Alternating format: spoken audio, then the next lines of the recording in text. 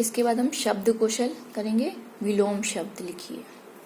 सचर, अचर, निश्चित, अनिश्चित, निष्क्रिय, सक्रिय, लघु, दीर्घ, स्वार्थ, परार्थ, यश, अपयश। जिन शब्दों के एक से अधिक अर्थ होते हैं उन्हें अनेकार्थी शब्द कहते हैं। एक से अधिक अर्थ होते हैं उन्हें अनेकार्थी शब्द कहते हैं। जैसे जल, जल का मतलब होता है पानी या जल जाना। लाल, लाल एक रंग भी होता है और लाल यानी बेटा। कर यानी हाथ, किरण या टैक्स। अब आप नीचे दिए गए शब्दों के अनेक अर्थ पता कीजिए और प्रत्येक के कम से कम 2-2 अर्थ लिखिए। मैं बता रही हूँ, वैसे मैं आपको इसकी पिक भी सेंड करूँगी, आपको अपनी नोटबुक में करना है। जग, जग का अर्थ होता है संसार और जल का पात्र या पानी का पात्र। पत्र, पत्र यानी पत्ता और चिट्ठी। सोम, सोम का अर्थ होता है चंद्रमा और वार का नाम यानी दिवस का नाम, सोमवार जो होता है उसको बोलते हैं। मन, मन का मतलब होता है मेल, लगाव या मन संबंधी जो ध्यान होता है वो। फिर शेष, शेष का अर्थ है बकाया या अंतर, बकाया या अंतर।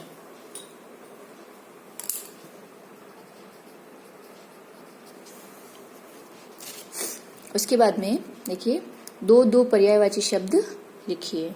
वसुधा, वसुधा के 2 पर्यायवाची होंगे भू, धरा, धरती, इस प्रकार से। फिर रवि, रवि के भी 2 पर्यायवाची, तो सूर्य, दिनकर, भास्कर इत्यादि। फिर सुधा, सुधा के लिए अमृत, पीयूष, सोम, ये भी सुधा के पर्यायवाची हैं। उसके बाद में मनुष्य, मनुष्य को होता है मानव, मनुज, इंसान, नर आदि। लघु यानी छोटा या सूक्ष्म, इस प्रकार से ये पर्यायवाची शब्द हैं जिनको आपको अपनी नोटबुक में करने हैं। उसके बाद में नीचे लिखे शब्दों पर ध्यान दीजिए। ये हम पहले वैसे पढ़ चुके हैं, फिर भी एक बार अच्छे से रिवीजन और कर लेते हैं। कर्म, कर्तव्य, स्वार्थ, पूर्ति। आपको इस प्रकार से मैंने रेफ के बारे में पहले बता चुकी हूँ, बताया था मैंने। इन सभी शब्दों में समानता यह है कि सब में रेफ यानी ये रे जो है ऊपर का प्रयोग हुआ है। जब रे किसी व्यंजन से पहले आए तो वह आगे आने वाले व्यंजन पर रेफ यानी इस प्रकार से ये के रूप में लगता है। यहाँ स्वर रहित रे होता है, यानी रे आधा होता है, इसमें ये हलंत लगा होता है, तिरछी लाइन होती है, इसका मतलब इसमें स्वर नहीं है। जैसे रे, रे के नीचे देखो हलंत लगा हुआ है, मतलब इसमें कोई भी स्वर नहीं है। और इसमें मैं, अब जब इस रे को मैं पर लगाएंगे तो इस प्रकार से ये ऊपर जाएगा। जैसे इसका शब्द बन रहा है कर्म, धर्म, है ना, चर्म इत्यादि, इस प्रकार से शब्द बनते हैं। ऐसे रे प्लस तय, तो ये रे ऊपर जाएगा तय के, तो रे और ये तय इस टाइप से, तो कर्तव्य, पूर्ति इत्यादि। ऐसे रे और थ के ऊपर ही रह जाएगा, इस टाइप से रग थ, और शब्द है जैसे स्वार्थ, है ना, अर्थ आदि। तो आप ऐसे 10 शब्द लिखिए जिसमें रेफ का प्रयोग हुआ है। ये क्वेश्चन आपको नहीं करना है, सिर्फ आपको समझना है। आपने संज्ञा के बारे में पढ़ा होगा, यानी पिछली क्लास में इसको पढ़ा ही है कि किसी व्यक्ति, प्राणी, वस्तु, स्थान या भाव के नाम को संज्ञा कहते हैं। यानी आप फर्स्ट क्लास से लेकर के संज्ञा के बारे में पढ़ते आ रहे हैं और संज्ञा का सबको ध्यान है। किसी व्यक्ति, वस्तु, स्थान, प्राणी आदि के नाम को संज्ञा कहते हैं। यानी पर्टिकुलर, यानी किसी व्यक्ति का नाम होना चाहिए। व्यक्ति के नाम में बहुत सारे होते हैं, है ना। फिर प्राणी का नाम वस्तु का नाम, स्थान का नाम या कोई भाव दर्शाता हो उसे संज्ञा कहते हैं।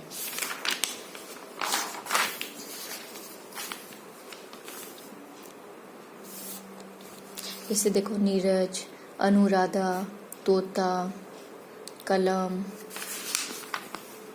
मुंबई, श्रीनगर, सुंदरता आदि। ये सारे देखो ये नाम है, नीरज, अनुराधा, ये दोनों व्यक्तिवाचक संज्ञा में आएगा क्योंकि पर्टिकुलर जब नाम होता है तो वह व्यक्तिवाचक संज्ञा में आता है। फिर तोता, कलम, अब इनका कोई नाम नहीं है, उनकी जाति बताई जा रही है तो ये जातिवाचक संज्ञा के अंतर्गत आएगा। फिर मुंबई, श्रीनगर, ये भी नाम है तो ये किस में आएगा? व्यक्तिवाचक संज्ञा में। फिर सुंदरता, ये भाव है तो ये भाववाचक संज्ञा में आएगा। अब वापस देखेंगे हम कि व्यक्तिवाचक, जातिवाचक और भाववाचक ये संज्ञा के 3 भेद होते हैं। पहला है व्यक्तिवाचक संज्ञा।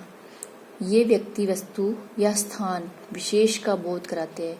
यानी मैंने पहले ही बताया था आपको, पर्टिकुलर नाम होता है, चाहे व्यक्ति का नाम हो, चाहे वस्तु का नाम हो या स्थान का नाम हो, उसका बोध कराने वाले शब्द व्यक्तिवाचक संज्ञा कहलाते हैं। जैसे महात्मा गांधी, हिमालय, ताजमहल आदि। ठीक है। उसके बाद है जातिवाचक संज्ञा। इनसे व्यक्ति, वस्तु या स्थान की पूरी जाति का बोध होता है। जातिवाचक में यानी पूरे समूह का जो बताते हैं वो होता है, यानी कोई भी व्यक्ति हो सकता है, उसका समूह हो सकता है।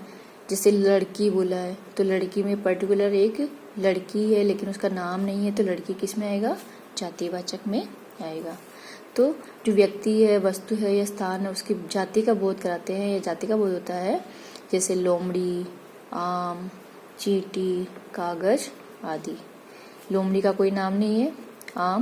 आम यदि आम होता है तो जातिवाचक है, लेकिन अगर नाम का पर्टिकुलर नाम दे देंगे आम का, जैसे दशहरी आम, कलमी आम, तो उसमें फिर वो व्यक्तिवाचक हो जाएगा, अदरवाइज ये जातिवाचक है।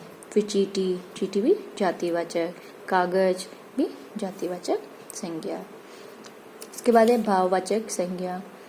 इनसे वस्तु, व्यक्ति, प्राणी आदि के स्वभाव, दशा, गुण, दोष और भाव आदि का पता चलता है। देखो इनमें वस्तु, व्यक्ति, प्राणी सब चीज आ रही है, सब में आ रही है, लेकिन समझने वाली बात है। देखो यहाँ पे पर्टिकुलर नाम आता है, यहाँ पे उस समूह या जाति का बोध होता है और इसमें भाव को दर्शाता है इन सब के बारे में। जैसे मिठास, नीचता, बचपन, यौवन, थकावट आदि। ठीक है। यहाँ पे नीचे लिखे संज्ञा शब्दों के भेद लिखिए, इसको आपको समझ करके करना है। ये फिर मैं वापस इनसे ये पूछूंगी। अब इस चैप्टर में आपने क्या क्या पढ़ा है थोड़ा सा एक बार वापस से विस्तार से बता रही हूँ, थोड़ा देख लीजिए। मनुष्य का यह स्वभाव है कि वह सबसे पहले अपना हित ही देखता है, यानी अपने स्वार्थ के बारे में ही सोचता है। अपना हित यानी अपने किस में लाभ हो रहा है उस बारे में ही वह देखता है। लेकिन स्वहित जब इतना गहरा या प्रगाढ़ हो जाए कि उसे दूसरों का हित गौण होने लगे, यानी जब स्वयं का जो हित होता है, जो कल्याण के लिए जो सोचता है, वो अगर इतना गहरा हो जाता है, इतना प्रगाढ़ हो जाता है, मजबूत हो जाता है, तो फिर उसको दूसरे के वह जो चीज है वो फिर स्वार्थ के रूप में उसको यूज में लेता है, उसके रूप में ही होगा ले लेता है। स्वार्थ में व्यक्ति अंधा हो जाता है और उसे अच्छे बुरे का भी ज्ञान नहीं होता, उसे पहचान नहीं होती कि कौन क्या चीज अच्छी और क्या चीज बुरी है। इसलिए महापुरुष हमेशा सलाह देते हैं कि हमें परोपकारी बनना चाहिए, यानी दूसरों पर उपकार करना चाहिए, यानी हर चीज अपने लिए यानी स्वहित के लिए नहीं करना चाहिए, दूसरों के हित के बारे में भी हमें सोचना चाहिए। कवि ने इस कविता के माध्यम से देखो तिनके, पत्ते, सूर्य, चंद्रमा आदि का उदाहरण दे दे करके यह सिद्ध किया है कि संसार में सभी अपने अपने कार्य में रत है। इन सब में अपना अपना कर्तव्य निश्चित कर लिया है, यानी जिनका जो कार्य है वो ही वह कर रहे हैं, जो इनका कर्म है उन्हीं को वह जिस उद्देश्य की पूर्ति के लिए जिस कर्म में लगे हुए हैं वो अपना कर्म कर रहे हैं। और इन सब ने अपना अपना कर्तव्य निश्चित कर लिया है, लेकिन बहुत से मनुष्य ऐसे हैं जिन्हें न तो जीवन का उद्देश्य पता है और न ही कर्तव्य। फिर तो वह इस संसार में भटकेगा ही, यानी उसे कोई रास्ता नहीं मिलेगा। कवि ने इसी बात पर विचार करने के लिए कहा है, यानी हमेशा मनुष्य को जीवन का कोई न कोई उद्देश्य होना चाहिए और उसे अपना कर्तव्य भी पता होना चाहिए। यदि ऐसा नहीं मालूम है तो वह जीवन के रूपी पथ पर क्या होगा, वो भटक जाएगा, रास्ता भटक जाएगा। और इसी के सुधार के लिए यानी इसी बात पर विचार करने के लिए कवि कह रहे हैं, इस कविता के माध्यम से समझा रहे हैं। यानी उद्देश्यहीन जीवन कभी भी मनुष्य के जीवन की सफलता नहीं मिल सकती है, इस बारे में बताया है। क्योंकि आपने इस चैप्टर में पढ़ा था कि मनुष्य देश समाज में ही पलता है, बढ़ता है, वही इसका जन्म, पालन पोषण और मृत्यु होती है। इसलिए हमें अपने जन्मभूमि को कभी भी उसके उपकार को कभी भी नहीं भूलना चाहिए। और जिस देश में हम रहते हैं या जिस देश के हम निवासी हैं, में कई प्रकार की जो वो अपेक्षाएं हमसे रखता है, उन्हें पूरा हमें करने का प्रयास करना चाहिए, कोशिश करना चाहिए और उन्हें पूरा प्रयास करना भी चाहिए। जीवन की आवश्यकता की पूर्ति में संलग्न रहते हुए भी देश के प्रति अपने कर्तव्य को हमेशा याद रखना चाहिए। और देश की सेवा वास्तव में ही मानवता की ही सेवा है, यही हमारा कर्तव्य है। इसको हमेशा हमें याद रखना चाहिए और इसी में लगे रहना चाहिए।